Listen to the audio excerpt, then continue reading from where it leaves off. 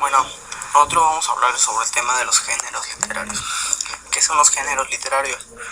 Bueno, el concepto de género se ha ido conformando históricamente.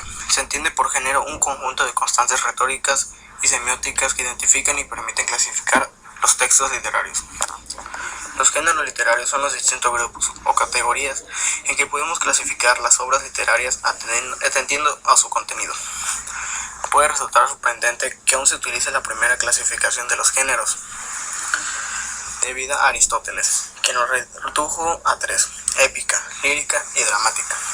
Hoy se mantiene esencialmente la misma clasificación con distintos nombres: narrativa, poesía y teatro. Pero la evolución de los gustos y modas estéticas ha provocado que en muchos textos modernos resulte difícil fijar rígidamente los límites entre lo puramente lírico, lo narrativo o lo dramático.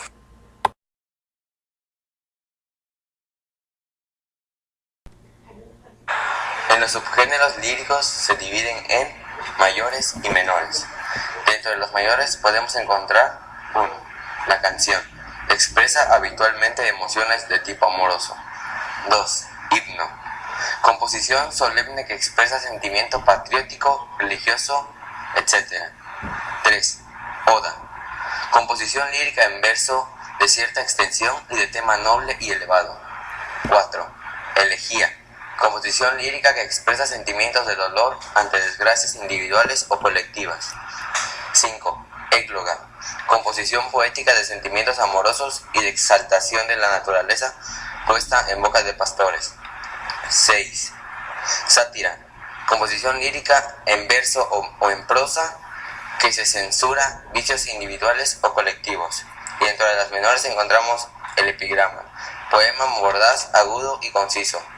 2. Madrigal. Es un poema asociado al canto. Y 3. Letrilla. Es un poema de versos cortos. Los subgéneros narrativos son textos del género narrativo. Sus características básicas son que tienen un ambiente, hechos, personajes y tiempo además del narrador. Los más importantes son el cuento, el cual es muy breve y con muy pocos personajes. La novela, que es parecida al cuento pero más larga y con más personajes. La fábula, parecida al cuento igual, pero sus personajes son animales y dejan una moraleja. La epopeya, como las novelas, sus personajes son héroes de la antigua era.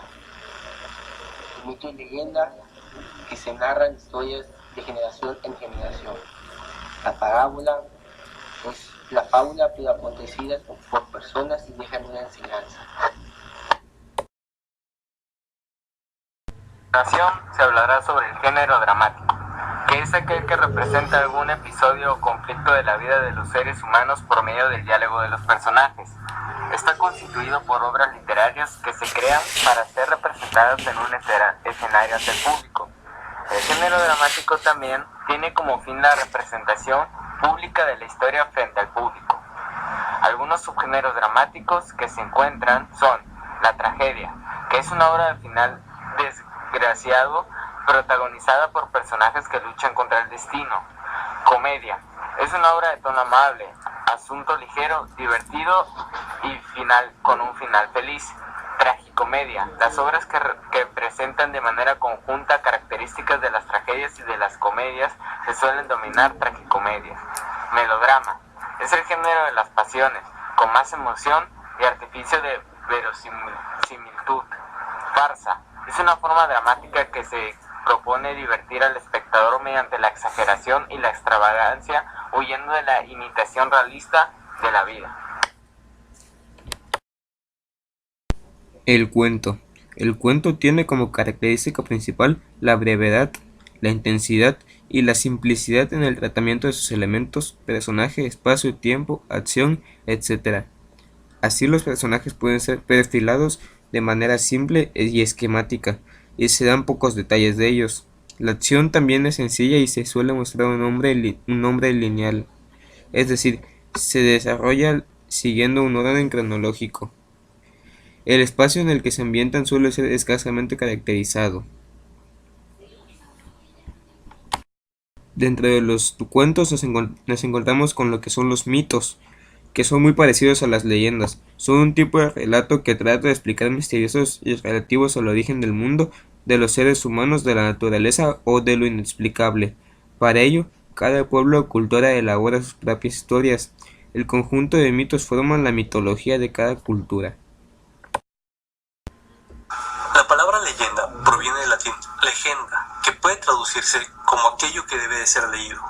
Por eso, en su origen, una leyenda era una narración que se plasmaba en un texto escrito para que pudiera ser leída públicamente. Su intención era subrayar un componente espiritual y moral. La historia avanzó y la idea de leyenda comenzó a vincularse a una narración oral que incluía cierta ficción, pero se exhibían como verdaderas. Las leyendas se transmiten de generación en generación, lo que posibilita a que se fueran modificando de acuerdo al contexto social y a la época. Una leyenda, de este modo, permite explicar y respaldar una cierta cultura. Siempre se halla ligada a un personaje, un espacio geográfico o un objeto preciso, y muestra cómo dicho elemento concreto se integra a la historia o a la vida cotidiana de la comunidad donde se creó. Una de las leyendas más famosas es el relato de Robin Hood, quien vivía en los bosques de Sherwood, pero no hay evidencia histórica de él. En cuanto a su modo de composición y autoría, podemos distinguir dos clases de cuentos fundamentalmente: cuento tradicional y popular.